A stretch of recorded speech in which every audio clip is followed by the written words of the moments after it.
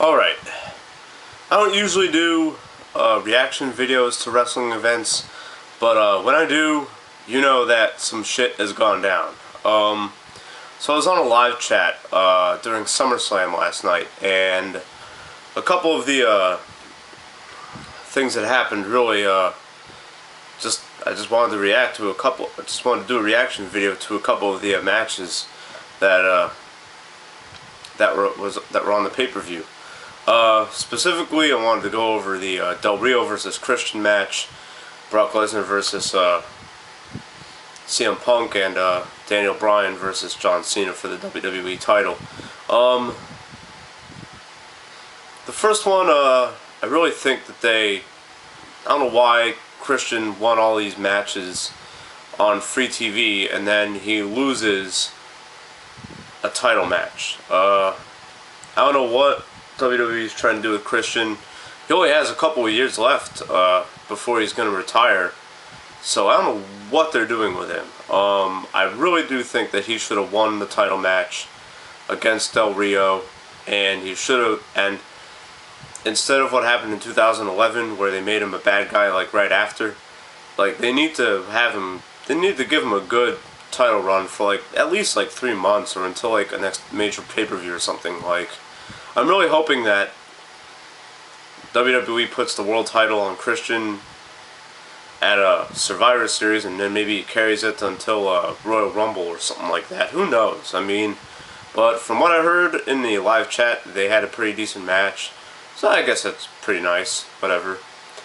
Brock Lesnar versus CM Punk. I heard that Brock Lesnar wasn't safe in the things he was doing. Like, he was accidentally stiff in some of the moves that he did to CM Punk. I heard that CM Punk was just doing all kinds of crazy stuff. I heard there was some color that was being drawn. I don't know. That was just speculation because I was just reading a live chat pretty much. But I heard it was a good match, and I heard it stole the show. Nothing I wouldn't expect from CM Punk. What I don't like is how Brock Lesnar is like winning then losing, winning then losing. In fact, the whole thing where Christian's winning all these free TV matches that don't involve a title and then loses the title match, they should be doing that with Brock Lesnar. I mean, imagine if it was a Lesnar, like if it was like a triple threat with Lesnar versus Daniel Bryan versus John Cena for the title. And imagine if Daniel Bryan was a winner there. Imagine how awesome that would be. Imagine how much better that would build up Daniel Bryan, and imagine how bad that would make Brock Lesnar look. But of course, on the matches where a title isn't involved, he can get the job done. You know what I mean? Like, I don't know. I don't know how WWE plans to book Brock Lesnar. I mean, he's a part-time guy, and honestly, I don't know why. I know he's hurt, like his midsection. Like, I heard he has some problems with that. So yeah, I don't know how much he can work, but I mean, like, when he came back in 2012, when he came back last year, I was kind of expecting him to just return to WWE full time, and I don't know, man. And I don't know why they're still sticking him with Paul Heyman. It's just weird. Okay, now the elephant in the room for SummerSlam. Daniel Bryan versus John Cena for the WWE title. I was expecting John Cena to win, just because it's WWE and it's John Cena. But then I heard that he was hurt, and apparently during the match, he was favoring one of his arms because his arms wasn't really functioning well. He wasn't really able to do much with his arm. So Daniel Bryan had to carry him pretty much the whole match. And right then and there, I'm like, all right, well, he's going to drop the title to Daniel Bryan, and then probably Randy Orton's going to come in and cash in his Money in the Bank and win the title, and then there'll be a Randy Orton bad guy turn that we've wanted to see for what, 2 years? Like, I honestly thought Randy Orton was going to turn bad against Christian in 2011. I mean, I thought he was going to join the Nexus for Christ's sakes. I mean, I don't know, but anyways. But everyone's bitching about the end of the match because the end of the match, the finish was Bryan wins over John Cena clean, which is fantastic. I don't know why it takes a John Cena injury for this to happen, but whatever. I honestly think, like, how come we couldn't have seen this in the beginning of the year after, you know, John Cena gets done with Ryback? They could have had, you know, Daniel Bryan could have, like, left his tag team with Kane, and then, like, we could have had this happen months ago, and then, you know, then Cena could have beaten Bryan, and Bryan could have beaten Cena, and all that good stuff, and then, like, you know, I mean, like, Cena versus Bryan seems like a thing that really should have been going on for most of this year. And, I'd like to think that this feud will last until WrestleMania 30, but I don't know if The Rock is going to do one final match at WrestleMania 30. I hope not, but he will. It's inevitable. But yeah, so now Cena's injured and he's going to be taking time off. Thank God. And the finish, yeah. Anyway, back to the finish. The finish, from what I've read, it was like Triple H was like just hanging out in the ring with Daniel Bryan, you know, kind of celebrating with him, and just like slowly standing in the corner, just kind of clapping, like, you deserved it, kid. You know, you did great, whatever. And then he pedigrees Daniel Bryan, and then Randy Orton comes out and he cashes in the Money in the Bank.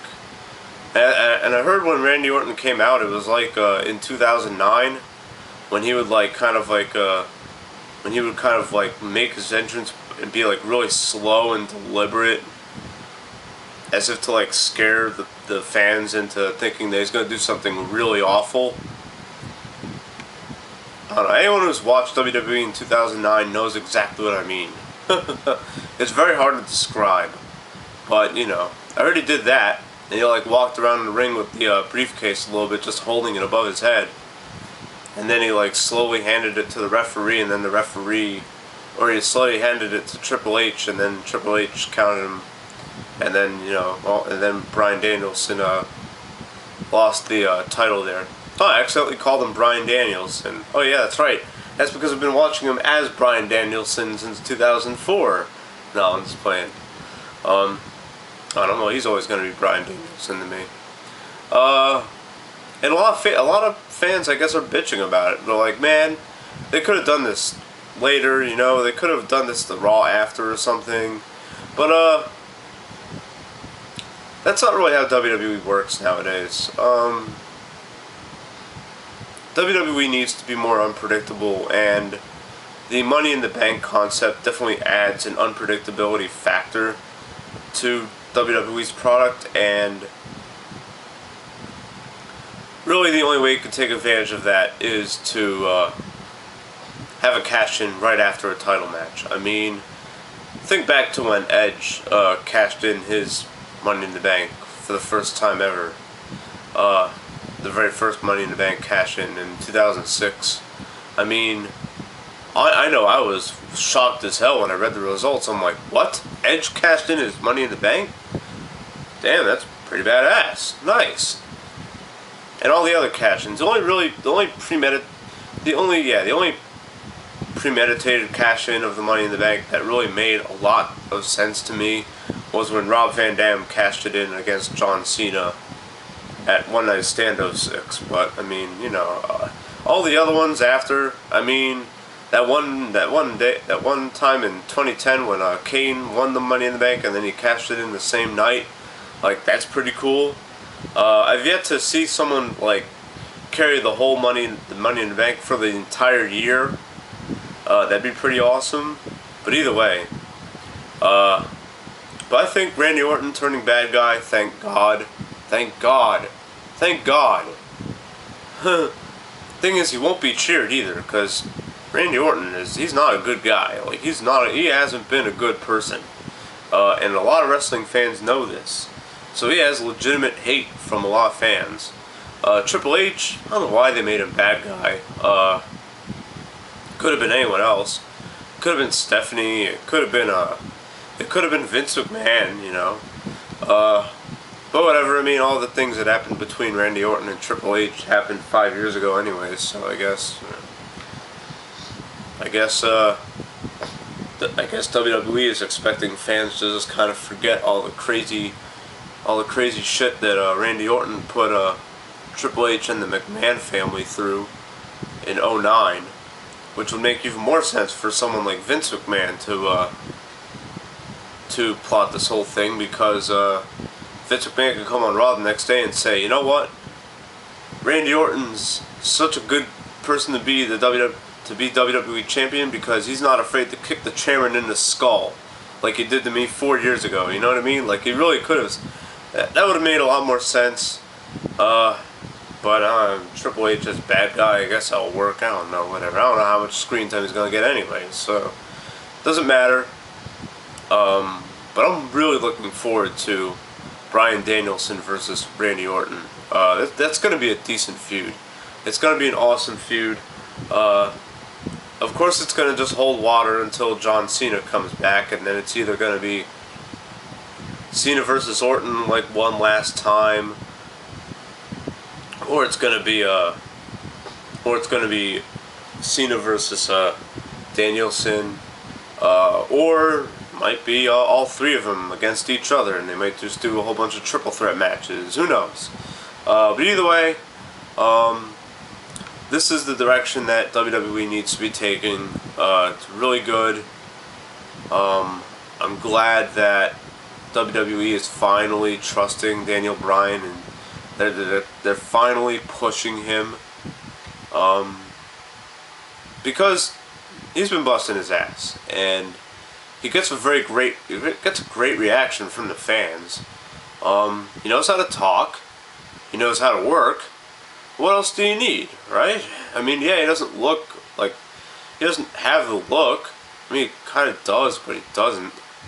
The whole beard thing, there's too much going on there, but that's just my opinion. But yeah, so all in all, very positive step for WWE. Would have liked to see Bryan Danielson hold the title for a little bit longer, but it is what it is. It's fine. He's gonna win it back anyways. But yeah, so that's my thoughts on SummerSlam last night. Peace.